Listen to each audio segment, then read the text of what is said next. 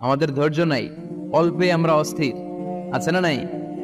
এই দেশের মানুষ খুব বেশি অস্থির, বাংলাদেশের মানুষ খুব বেশি অস্থির। আমি পৃথিবীর অনেক দেশে ঘুরেছি, সেখানে দেখেছি মানুষজন খুব ধীরস্থির ভাবে কাজ করতে পছন্দ করে। সুপার শপে যদি কিনতে যায়, they maintain the queue in super shop. Super শপে লম্বা লাইন, সবাই যে ওখানে ভদ্রভাবে দাঁড়ায়, একজনের পর একজন যাবে। টিকিট কাটতে যাবে, লম্বা লাইন, একজনের পর একজন দাঁড়ায়, একজন যাবে আরেকজন। তো ওখানে যদি কোনো বাঙালি থাকে তখন দেখা যায় তার অস্থিরতা।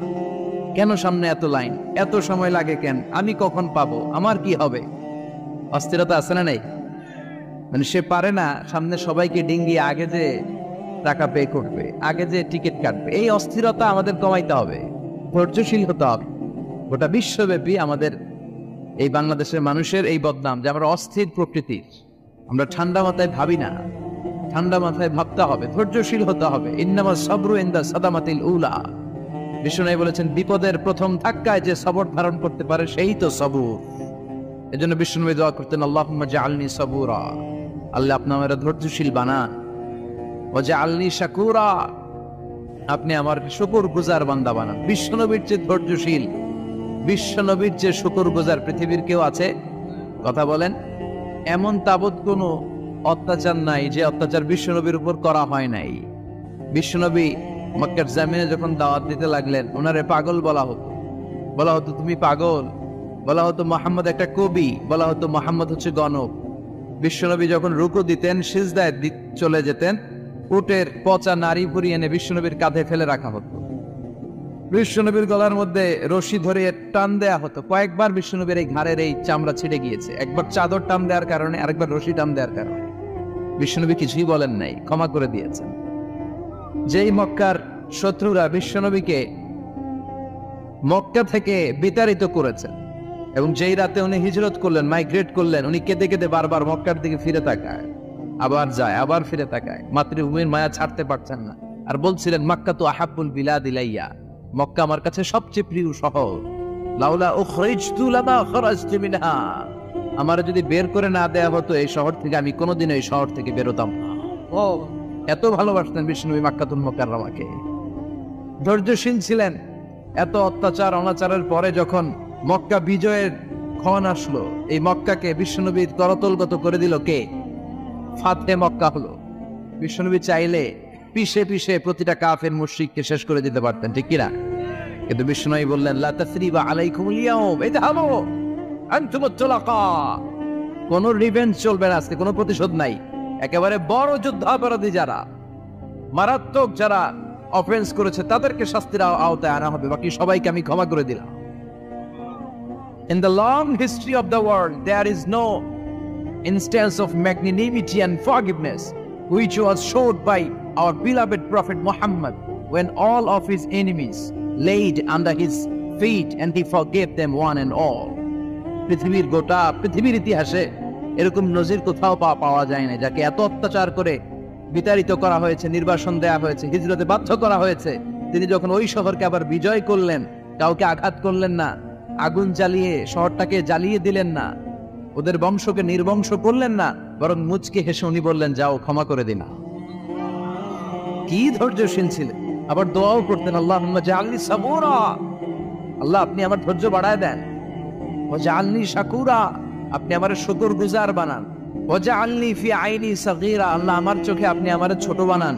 ওয়া ফি আয়ুনিন নাসি কাবীরা, আল্লাহ মানুষের চোখে আপনি আমারে বড় বানান। কি মানুষ ছিল, নিজের চোখে নিজে ছোট থাকতে চাইতেন। আমরা নিজের চোখে নিজের বড় মনে করি, এরকম ডাকাইত আছে না নাই? নিজেরাই নিজে মনে করে কত বড় সাহেব, লাট সাহেব। মান তাওয়াদা তারাফা, এটা হচ্ছে সুন্নাতুল্লাহি ফিল আরদ। মান তাওয়াদা তারাফা, যে নিচে নেমে থাকতে চায় আল্লাহ ওরে টেনে উপরে উঠা, আর যে খালি উঠতে চায়, হিংসা করে অহংকার করে উপরে ঠেলতে চায়, ওরে নিচে নামায় দেয় কে? সাইয়েদনা আদমকে আল্লাহ বললেন, আদম সাল্লিমা আলা উলাইকা নাফার লাম্মা খালাকাল্লাহু আদামা ওয়া কানা তুলহু 60 যিরাআন। নিচে নেমে গেলে যে উপরে ওঠে, আর উপরে উঠতে চাইলে যে নিচে নামে, উদাহরণ দেখেন। আদম আলাইহিস সালামকে তৈরির পর আল্লাহ বললেন, আদম সাল্লিমা আলা উলাইকা নাফার, এই ফেরেশতাদের সালাম দাও। কি দাও? সালাম দাও। কোনো প্রশ্ন নাই, আল্লাহ সালাম দিব কেন? ফেরেশতারা আমারে দিব না কেন, আমি আগে দিব কেন? কথা আছে কোনো? যেই সালাম দিন, সালাম দেওয়ার সাথে সাথে ওনার মর্যাদা বাড়িয়ে দিল কে?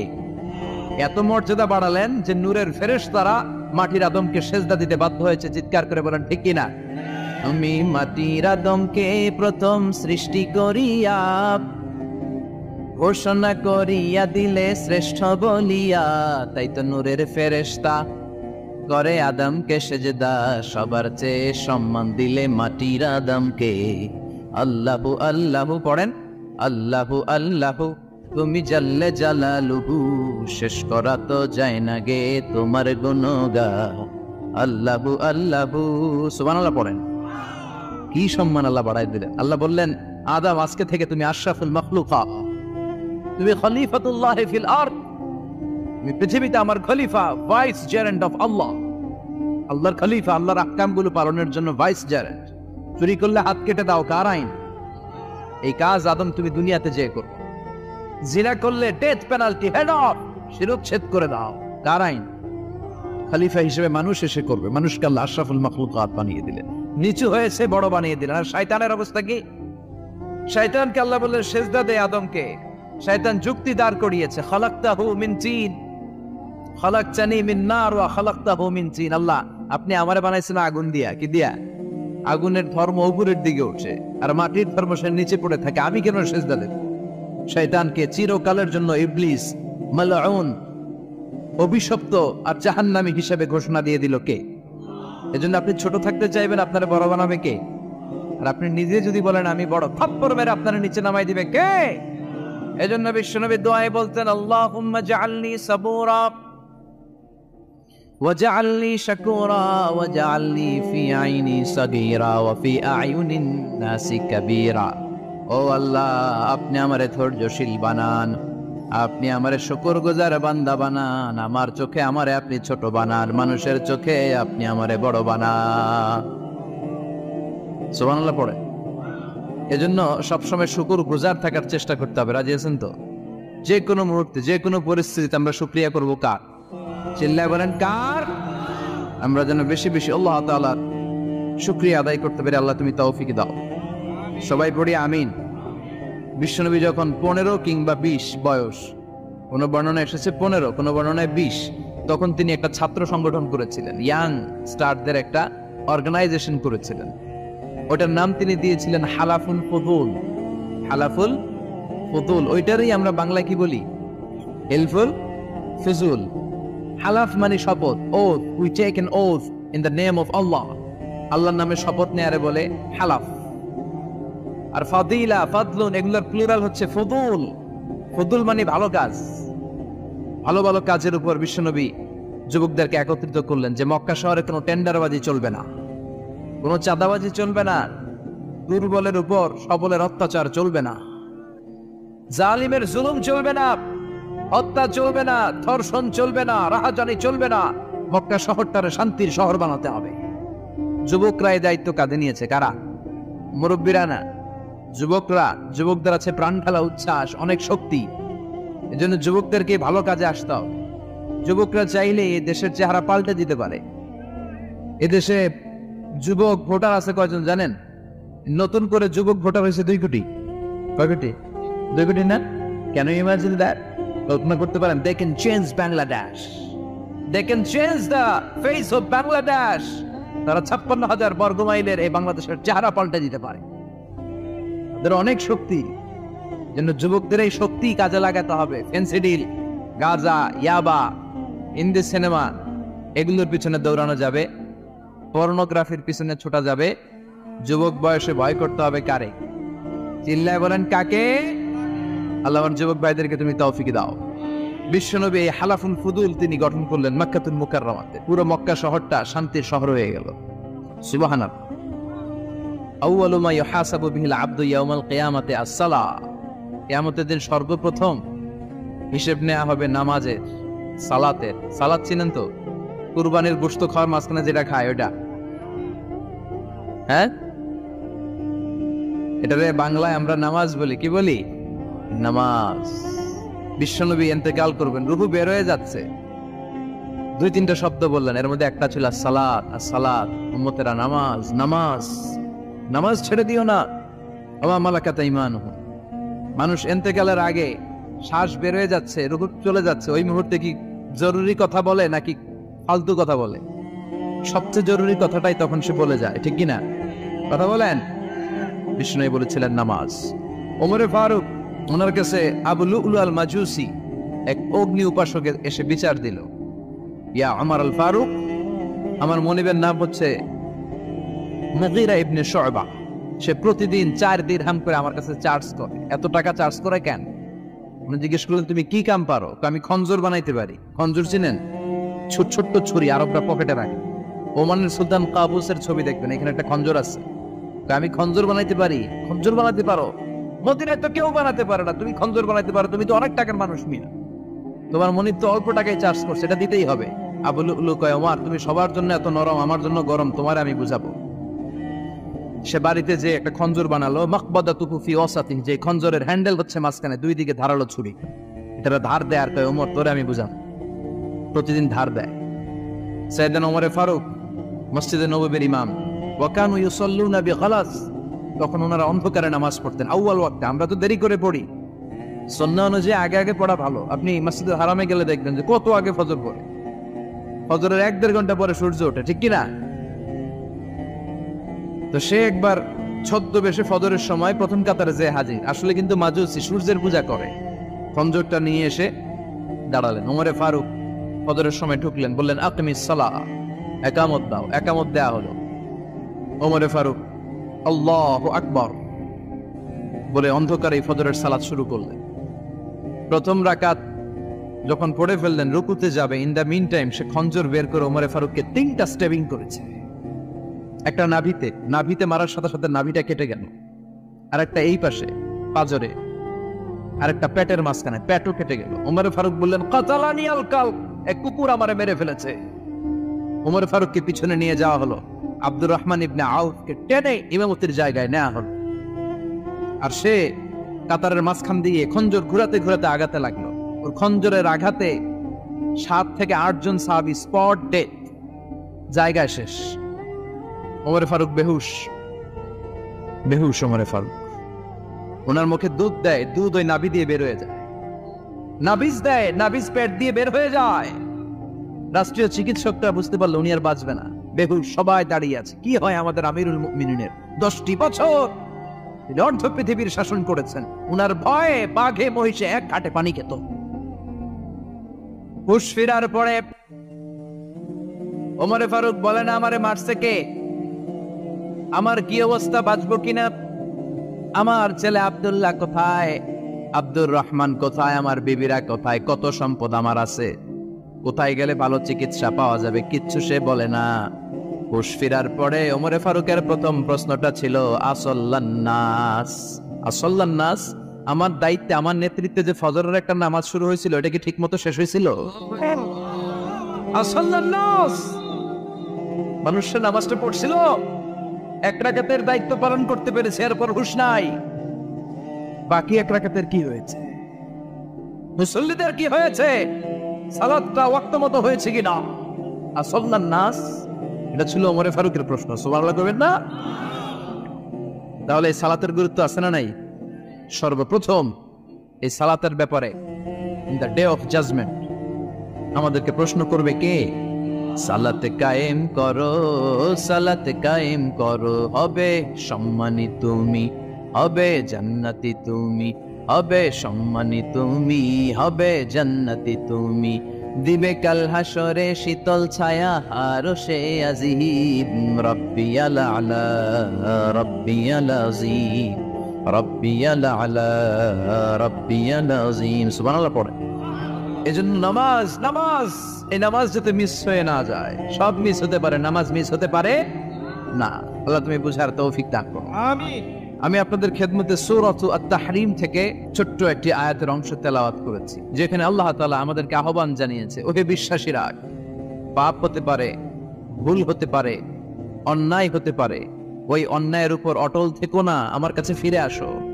কাম টু ইউর লর্ড, তোমার রবের দরবারে ফিরে আসো, ক্ষমার মতো ক্ষমা চাও, ক্ষমার মতো ক্ষমা চাইলে আমি সব ক্ষমা করে দেব। সুবহানাল্লাহ পড়েন। রব্বুল আলামিন বলেন, ইয়া আইয়ুহাল্লাযীনা আমানু তুবু ইলাল্লাহি তাওবাতান নাসুহা। ও বিশ্বাসীরা, ভুল করেছো, অন্যায় করেছো, পাপ করেছো, জুলুম করেছো, আমার কাছে ফিরে আসো, ক্ষমা চাও। ক্ষমার মতো ক্ষমা চাইলে সব গুনাহ মাফ করে দিতে পারে কে? পাপ নাই, গুনাহ করি নাই, এরকম কেউ আছি? কথা বলেন, কত পাপ করছি কোনো হিসাব আছে? পৃথিবীর কেউ না জানলেও জানে কে? পৃথিবী না জানো আমি তো জানি, আমি কি পাপ করেছি হায়। আমার পাপের করলে বিচার, বাঁচার আমার নাই উপায়। দয়াময় প্রভু মাফ করো আমায়, মাফ করো আমায়। পড়েন আমিন। আমাদের পাপগুলো ক্ষমা করে কে? চিল্লায় বলেন কে? আল্লাহ ডেকে বলে, গোলাম আমি হলাম গাফিরুয যামব কাবিলুত তাওব। আমার কাজ হলো ক্ষমা করা, আমার কাজ হলো তওবা কবুল করা। শয়তানের কাজ হলো ওয়াসওয়াসা দেওয়া, আমাদেরকে ভুল পথে নিয়ে যাওয়া। আর আমাদের কাজ হলো ভুল করে ফেলা, আল্লাহর কাজ হলো ভুলগুলো মাফ করে দেয়া। আল্লাহ ডেকে বলে, গোলাম তোরা যদি ভুল না করতি, তোরা যদি পাপ না করতি, তোরা যদি অন্যায় না করতি, তোদেরকে ধ্বংস করে দিয়ে এমন একটা জাতি আমি এই দুনিয়ার বুকে তৈরি করতাম যারা সকালবেলা ভুল করে দুপুরে মাফ চাইতো, দুপুরে ভুল করে রাত্রে মাফ চাইতো, আজকে ভুল করে আগামীকাল মাফ চাইতো। আর আমি আল্লাহ গুনাহগুলো তাদের সব ক্ষমা করে দিতাম। ক্ষমা করে দিতে আল্লাহর বড্ড ভালো লাগে। বান্দা আল্লাহর কাছে বারবার চাক, চোখের পানি ছাড়ুক, এটা আল্লাহ পছন্দ করে। চোখের পানির যে কত পাওয়ার আপনি কল্পনাই করতে পারবেন না। অনুশোচনার চোখের পানি চোখ বেয়ে নাকের ডগা পেয়ে জমিনে পড়ার আগেই আল্লাহ এই বান্দারে মাফ করে দেয়। বিশ্বনবী ডেকে বলে, ও আমার উম্মতেরা শোনো, আল্লাহর কাছে দুনিয়ার মানুষদের দুই ফোঁটা পানি সবচেয়ে প্রিয়।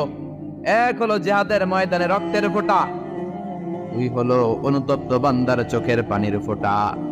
কত ভুল আপনি করেছেন, কত অন্যায় আপনি করেছেন, কত পাপ আপনার হয়েছে, কত মিথ্যা আপনি বলেছেন, কয় ওয়াক্ত নামাজ ছেড়েছেন, কয় লাখ টাকা ঘুষ খেয়েছেন, কত যৌতুক আপনি খেয়েছেন, কত মিথ্যা আপনি বলেছেন।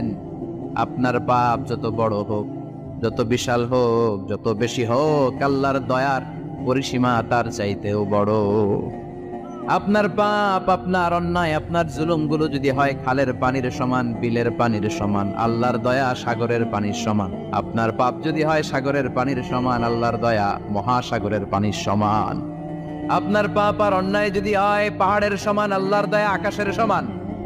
আপনার পাপ যদি হয় আকাশের সমান, আল্লাহর দয়া আরশের সমান। এজন্য আল্লাহ বললেন, ইয়া আইয়ুহাল্লাযীনা আমানু তুবু ইলাল্লাহি তাওবাতান নাসুহা। ও আমার গোলাম, তুই তোর নিজের যত বেশি ভালোবাসিস তার চেয়েও আমি তোরে বেশি ভালোবাসি। তোর বাবা মা তোরে যত বেশি ভালোবাসে তার চেয়েও আমাদেরকে বেশি ভালোবাসে কে? আল্লাহ বললেন, ভালোবাসারে তৈরি করার পরে আমি 100 টুকরা করলাম। চিল্লায় বলেন, কয় টুকরা? 99 টুকরা ভালোবাসা আমি আল্লাহ নিজের মধ্যে রেখে দিলাম। 1 টুকরা ভালোবাসা গোটা বিশ্বের সবার মধ্যে আমি ভাগ করে দিলাম। 1 টুকরা ভালোবাসা পেয়ে আমাদের অবস্থা দেখছেন? আল্লাহ যদি 1 টুকরা না দিয়ে আমাকে 30 টুকরা দিত, কথা কন। 1 টুকরা না দিয়ে 80 টুকরা দিলে কি হইতো? কথা কয় না। 14 ফেব্রুয়ারি কবে? কথা কন। বিশ্ব ভালোবাসা এই দিবসের সাথে মুসলমানদের কোনো সম্পর্ক? কোন মুসলমান ঘরের মেয়ে, কোন মুসলমান ঘরের ছেলে 14 ফেব্রুয়ারি এই ওয়ার্ল্ড ভ্যালেন্টাইন দিবস পালন করতে পারে?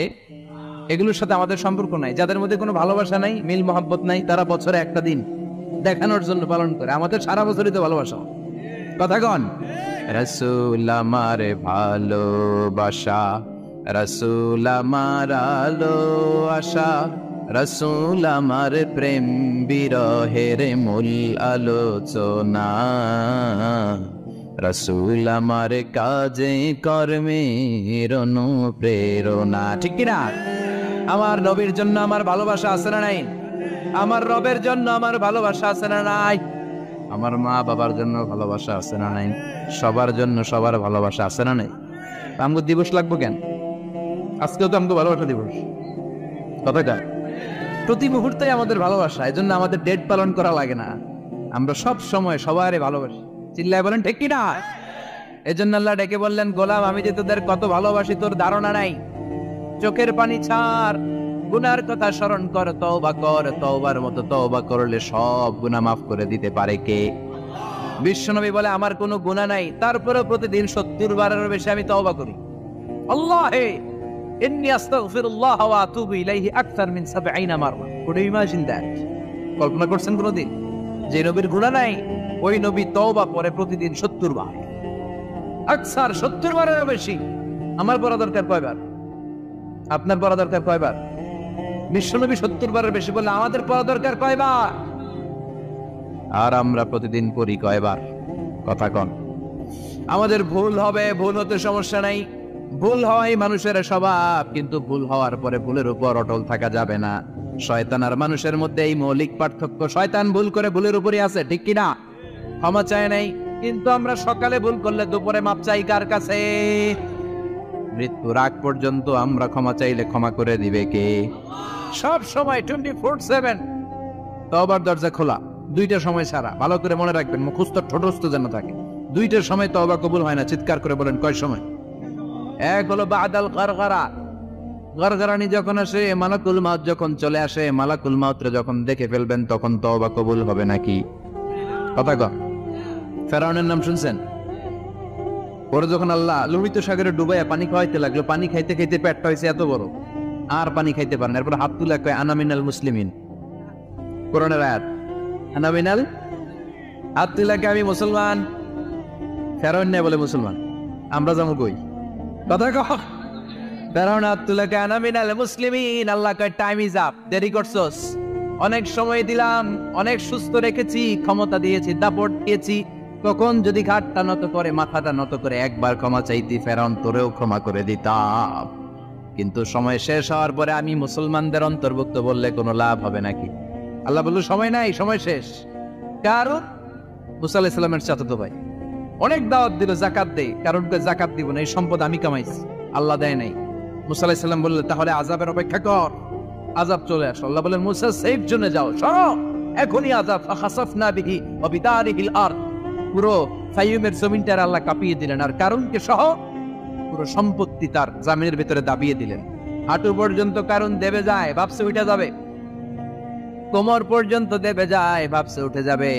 গলা পর্যন্ত যখন দেবে যায় আর সুযোগ নাই। কয় মুসা আমার সব সম্পত্তি তোরে আর তোর আল্লাহরে দিয়ে দিলাম, আমারে বাঁচা, আমারে সব সম্পত্তি তোর আর তোর আল্লাহ, আমারে খালি বাঁচা, চাচা আপন প্রাণ। আল্লাহ বলে সময় শেষ। তার মানে বাদাল গারগারা তওবা কিন্তু আর কবুল হয়। এই হলো একটা। নাম্বার 2, বাদা তুলুই শামসি মিন মাগরিবিহা, প্রতিদিন সূর্য কোন দিক দিয়ে ওঠে? কথা কয় না? পূর্ব দিকে। কিয়ামতের আগ দিয়ে সূর্যের পূর্ব দিকে উঠবে, পশ্চিম দিক থেকে উঠবে। যেদিন প্রভাতে পশ্চিম দিক থেকে সূর্য উঠবে, ওই দিন থেকে তওবার দরজাটারে বন্ধ করে দিবে কে? তার আগ মুহূর্ত পর্যন্ত জীবনে যত গুনাহ করেছি, অন্যায় করেছি, চোখের পানি ছেড়ে ক্ষমা চাইলে ক্ষমা করবে কে? শয়তান আল্লাহরে চ্যালেঞ্জ দিছে, আল্লাহ তুমি আমারে জাহান্নামে পাঠাবা, আমিও তোমার বান্দা করে লয়ে একসাথে জামাতে ঢুকমু। একা ঢুকবো না, একা যাব না, তোমার বান্দাদেরকে সবগুলারে জাহান্নামী বানায়া তারপরে ঢুকমু। তোমারে চ্যালেঞ্জ দিলাম, একটারও জান্নাতে ঢুকাইতে পারবা? আল্লাহকে তুই আমার চ্যালেঞ্জ দিলি? আমি তো সব রাজার বড় রাজা, মহারাজা, আমার চ্যালেঞ্জ দেশ, এত সাহস পাইলি কই? তুই আজীবন ওয়াসওয়াসা দিয়ে পাপ কাজ করাবি, একদিন তাফসীর মাহফিলে এসে আমার বান্দা ক্ষমা চাবে, আমি মাফ করে দেব, তুই কি করবি? আজীবন অন্যায় করবে, আজীবন পাপ করবে, জুলুম করবে, একদিন চোখের পানি ছেড়ে আমার কাছে কান্নার মতো কান্না করলে আমি সব গুনাহ মাফ করে দেব। এজন্য আল্লাহ বললেন ইয়া আইয়ুহাল্লাযীনা আমানু তুবু ইলাল্লাহি তাওবাতান নাসুহা। ভুল করেছো, তওবা করো, মাফ করবে কে? সাইয়েদনা আদম আলাইহিস সালাম ভুল করলেন, দুনিয়ায় এসে শত শত বছর কাঁদলেন, কিন্তু ক্ষমা হয় না। আল্লাহরে বললেন আল্লাহ কি করলে ক্ষমা পাবো বলো? ফাতালাক্কা আদামু মির রাব্বিহি কালিমাতিন ফাতাবা আলাইহি। আল্লাহ বললেন ও আদম তোমারে কিছু কালেমা শিখাইয়া দেই, এই কালেমাগুলো দিয়ে আমার কাছে দোয়া করো, ক্ষমা করে দেব। আল্লাহ শিখায় দিলেন, ও আদম 2 হাত তুলে চোখের পানি ছেড়ে আমার কাছে পড়ো, রব্বানা পড়েন, রব্বানা যালামনা আনফুসানা ওয়া ইল্লাম তাগফির লানা ওয়া তারহামনা লানাকুনান্না মিনাল খাসিরিন। এটা শিখাই দিয়েছিল আল্লাহ। আল্লাহ আমি জুলুম করেছি, অন্যায় করেছি, ভুল করেছি, পাপ করেছি, তুমি যদি ক্ষমা না করো ক্ষমা করার কেউ নাই, ঠিক কি না? আমরাও পাপ করলে এই দোয়াটা পড়ার দরকার আছে না নাই? 5টা শর্ত সাপেক্ষে আমাদের তওবা কবুল করবে কে? তওবা কবুল হওয়ার কিছু শর্ত আছে 5টা। কয়টা? চিৎকার মেরে বলতে হবে, তওবা কবুল হওয়ার শর্ত কয়টা? 1 নম্বরে হচ্ছে আল ইকরার, acknowledgement. You have to give the acknowledgement that you are the greatest sinner on earth. আপনাকে ঘোষণা দিতে হবে যে আপনি এই পৃথিবীর সবচেয়ে বড় পাপী। 1 নম্বর শর্ত, আপনি বলেন যে আল্লাহ আমার চেয়ে বড় পাপী নাই, আকাশের নিচে জমিনের উপরে আমি সবচেয়ে বড় পাপী, এমন কোন পাপ নাই যেটা আমি করি নাই, ঠিক কিনা? 1 নম্বরে পাপের ঘোষণা দেন। 2 নম্বরে আন-নাদাম, নাদাম মানে repentance. You have to be repentant for what you have done. আপনাকে অনুতপ্ত হতে হবে, চোখের পানি ছাড়তে হবে। আল্লাহ আমি লজ্জিত, আল্লাহ আমি নাদান, আমি পিশাচ, আমারে মাফ করে দাও। তার মানে স্বীকার গেলেন কি অন্যায় করেছেন। 2 নম্বরে আপনি অনুতপ্ত হলেন। 3 নম্বরে স্টপ, যেই পাপ করতেছিলেন ওটা থামান। Stop what you have done, যেটা করতেছিলেন আগে থামান।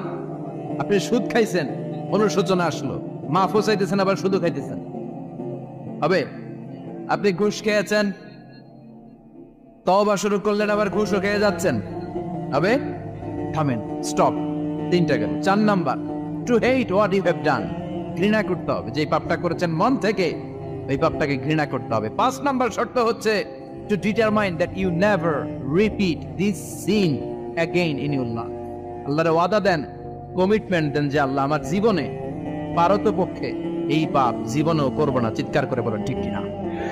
তার মানে আপনি স্বীকার যান, তারপরে আপনি অনুতপ্ত হবেন, যে পাপ করেছেন থামিয়ে দিবেন, পাপটারে মন থেকে ঘৃণা করবেন, আর আল্লাহরে ওয়াদা দিবেন আল্লাহ আর করব না। এই 5টা শর্তের আলোকে তওবা করলে জীবনের সব গুনাহ মাফ করে দিবে কে?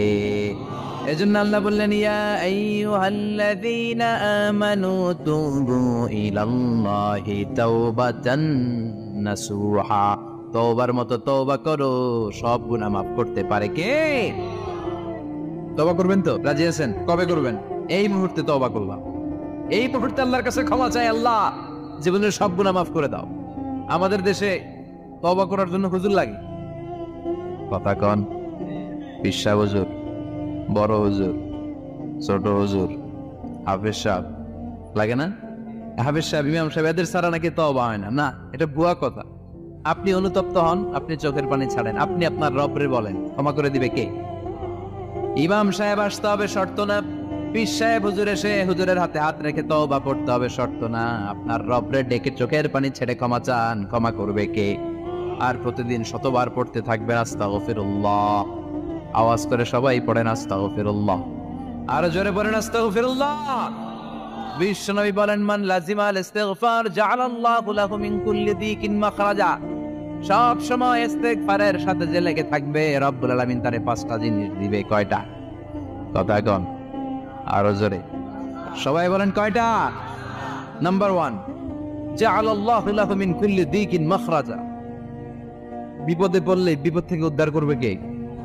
আমাদের তো কোনো বিপদ নাই না? আছে। কত বিপদ, হ্যাঁ? রাস্তাঘাটে দুর্ঘটনা হতে পারে, যে কোনো সময় ভূমিকম্পে পড়তে পারি, বজ্রপাত পড়তে পারে না, ঠেড়া বইরা মানুষ নাই, আছে না নাই? এই বিপদ আপদ থেকে আপনারা রক্ষা করবে কে? যদি আপনি ইস্তিগফারের সাথে আঠার মতো লেগে থাকেন। কিসের সাথে? কথা বলেন। ইস্তিগফারের সাথে লেগে থাকতে পারলে 1 নাম্বার হচ্ছে বিপদে পড়লে আপনারে মুক্ত করে দিবে কে? 2 নাম্বার, ওয়ামিন কুল্লি হাম্মিন ফারাজা। যে কোনো ধরনের টেনশন, হাইপার টেনশন থেকে বাঁচায় দিবে কে? আমাদের তো টেনশন মেনশন নাই না? আছে? লাইফ নিয়ে টেনশন, বাঁচার টেনশন, মরার টেনশন, ক্যারিয়ারের টেনশন, রাস্তাঘাটে যানজট এটার টেনশন, পুলিশের দৌড়ানি, র্যাবের দৌড়ানি, বাড়ির ভাড়া, গ্যাস বিল, বিদ্যুৎ বিল, ছেলে মেয়েদের লেখাপড়া, কত টেনশন। সব টেনশন থেকে আপনারে মুক্ত করে দিবে কে? তিন নম্বরে ওয়ারযুকহু মিন হাইসু লা ইয়াহতাসিব, এমন জায়গা থেকে আল্লাহ আপনার রিজিকের ব্যবস্থা করবে আপনি কল্পনাই করতে পারবেন না। সুবহানাল্লাহ পড়েন। চার নম্বরে সবসময় ইস্তেগফার যদি পড়া হয় আল্লাহর কোনো আযাব ওই বান্দার উপরে আসে না। ওমা কানাল্লাহু মুআযযিবাহুম ওয়া হুম ইস্তাগফিরুন,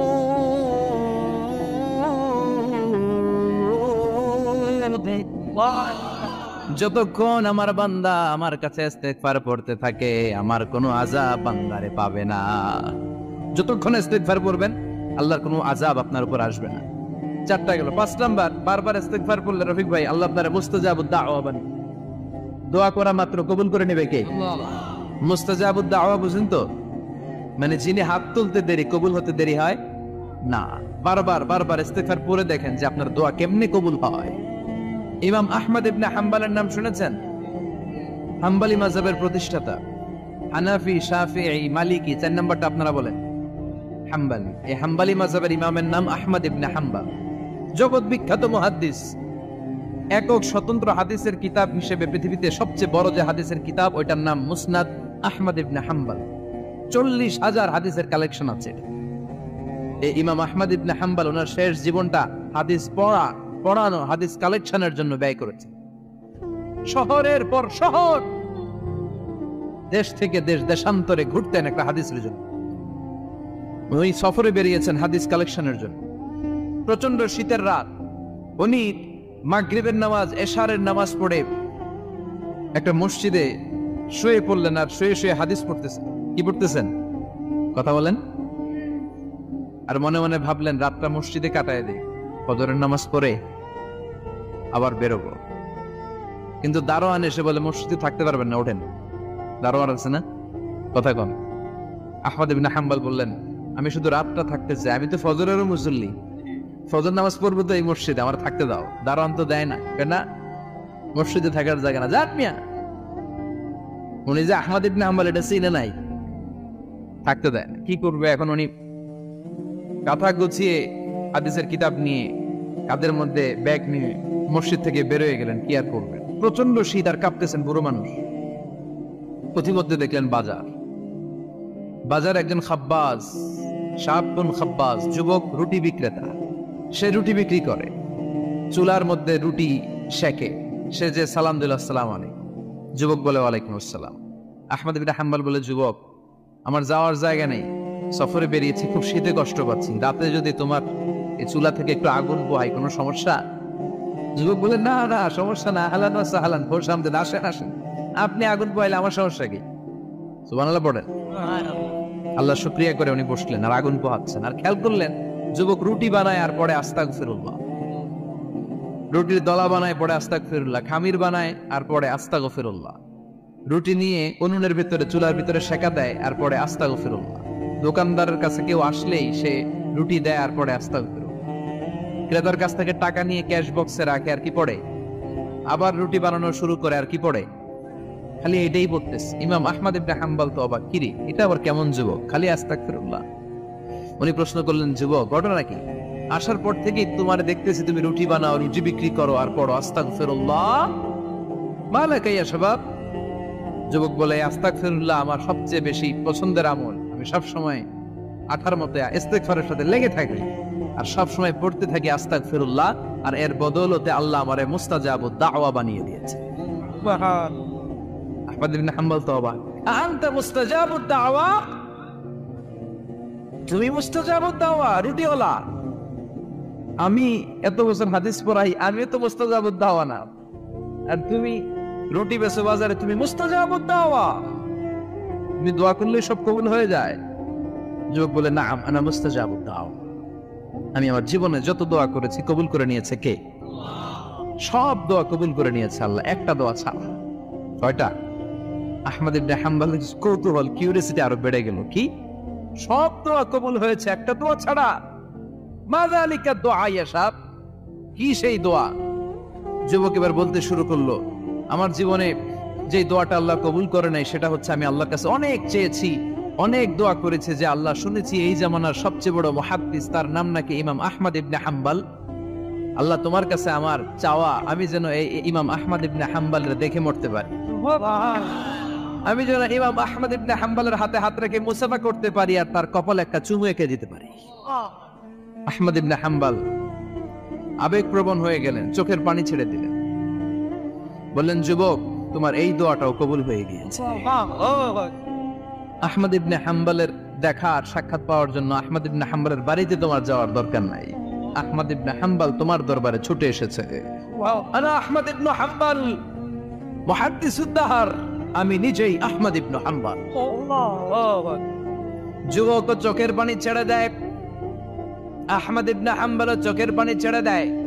যুবক চিৎকার মেরে ইমাম আহমদ ইবনে হাম্বলকে জড়িয়ে ধরে, হাতে হাত রেখে মুসাফা করে, কপালের মধ্যে চুমু খায় আর আল্লাহর শুকরিয়া করে বলে, ও ইমাম, আসলে এই দোয়াটাও আল্লাহ আজকে কবুল করে নিল। বিশ্বাস হয়? সবসময় ইস্তেগফার করলে আপনার দোয়াগুলোর এইভাবে কবুল করে নিবে কে? ওই পাঁচটা জিনিস পাবেন সবসময় যদি ইস্তেগফারের সাথে লেগে থাকেন। রাজি আছেন তো? এই জন্য বিশ্বনবী সব সময় নামাজে সালাম ফিরানোর পরে পড়তেন আস্তাগফিরুল্লাহ। কি পড়তেন?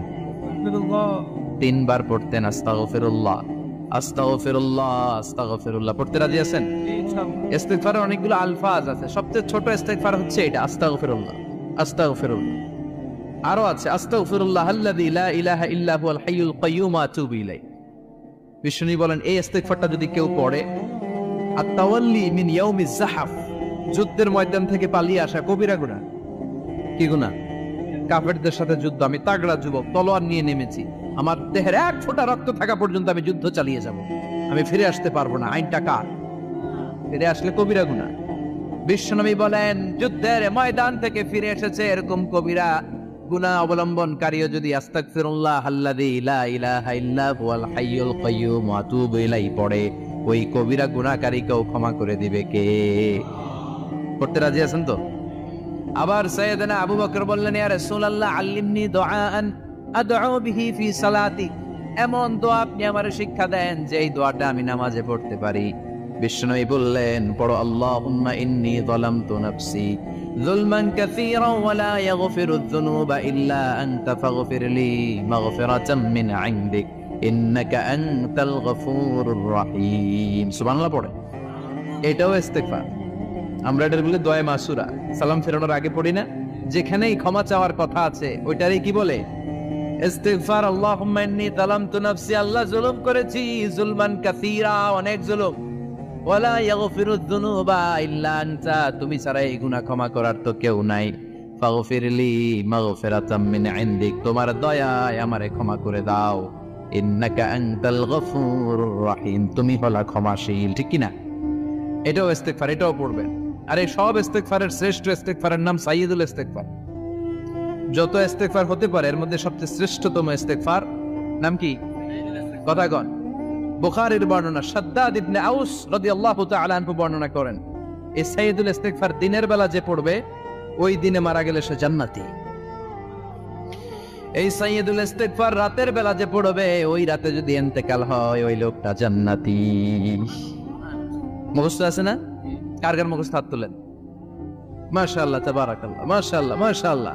আর যাদের নাই তাদের হোমওয়ার্ক, তাদের আল্লাহুম্মা আনতা রাব্বি লা ইলাহা ইল্লা আনতা খালাকতানি ওয়া আনা আবদুক ওয়া আনা আলা আহদিকা ওয়া ওয়া'দিকা মাস্তাতা'তু আউযু বিকা মিন শাররি মা সানা'তু আবুউ লাকা বিনি'মাতিকা আলাইয়া ওয়া আবুউ লাকা বিযামবি ফাগফিরলি ফাইন্নাহু লা ইয়াগফিরুয যুনুবা ইল্লা আনতা। সুবহানাল্লাহ পড়েন। সুবহানাল্লাহ। আজকে রাতে পড়ছেন, মারা গেলে জান্নাতি। চিল্লায় পড়েন আল্লাহু আকবার।